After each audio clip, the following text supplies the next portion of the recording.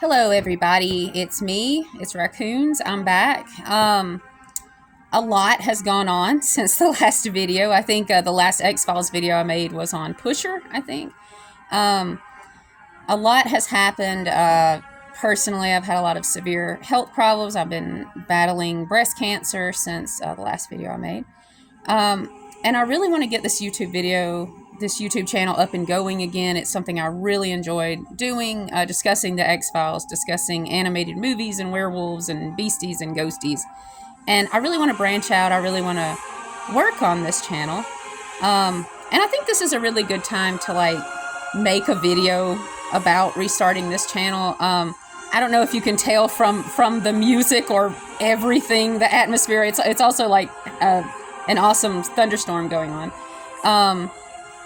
I don't know if you guys know this about me. I make exclusively X-Files content on this channel, I believe. But I'm also a giant fan of The Lion King. I don't know if you can tell from my Kiara plushie. I also have a Kion plushie somewhere in the background.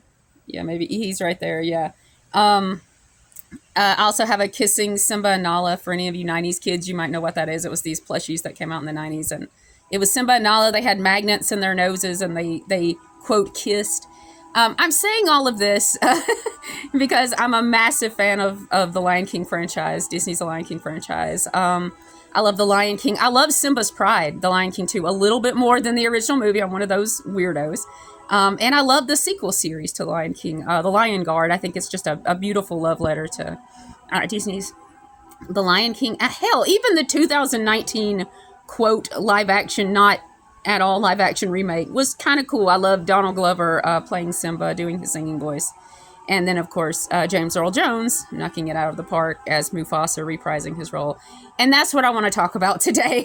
Kind of a long, rambling way to get to the point of this video. But James Earl Jones passed away this past week and at 93. And I really cannot think of an actor who has just, and I say this honestly, influenced me.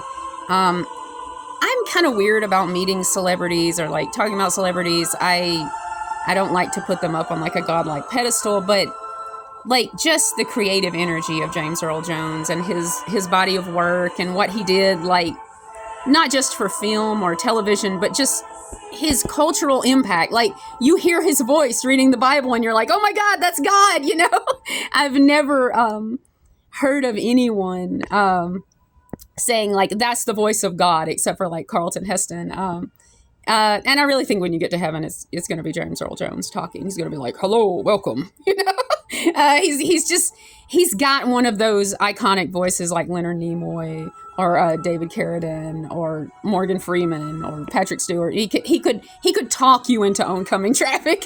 Now, what most people know James Earl Jones for is the voice of Darth Vader in Star Wars. And I like Star Wars. I'm not a big Star Wars fan. I don't call myself a Star Wars fan. I like the movies. And of course, I grew up with James Earl Jones voicing Darth Vader.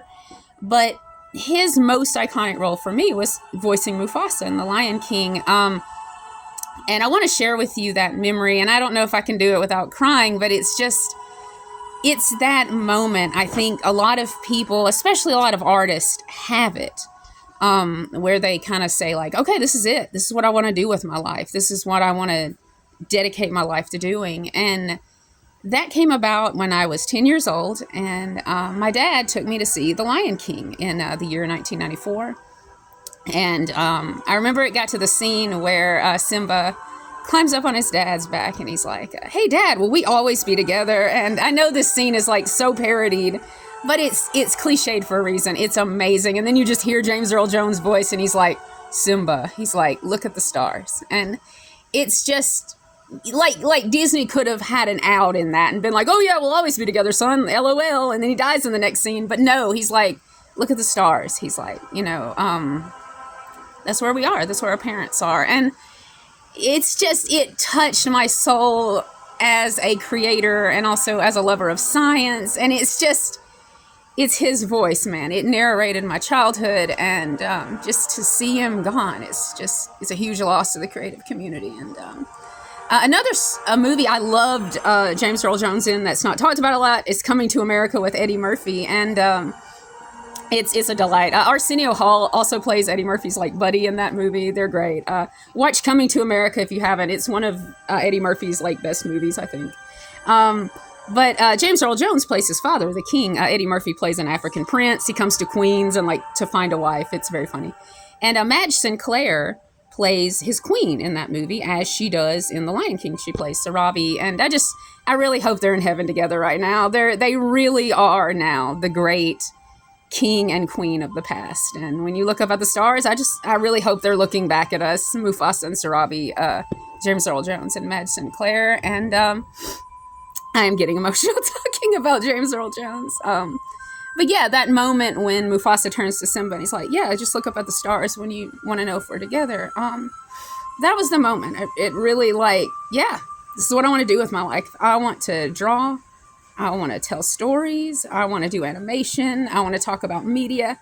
This is what I want to do. And I don't usually get emotional about celebrities and their lives, but this is one I got emotional about because that was that moment. I really wanted to shake his hand and tell him, like, before he died, thank you, James Earl Jones. Like, you did so much just for the creative community of artists. And I just want to say thanks as a Lion King fan.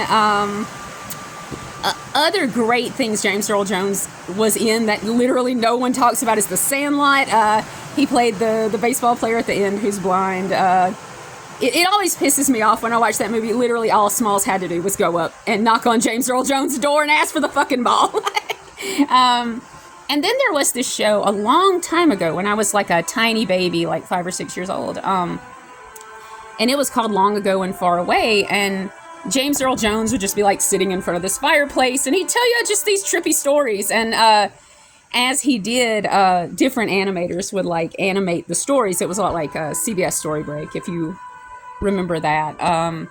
And The Adventures of Frog and Toad, the claymation version of that, which is just great. It's very heartwarming if you've never watched it. It comes from that show with James Earl Jones hosting. And that was another show I watched with my dad a lot.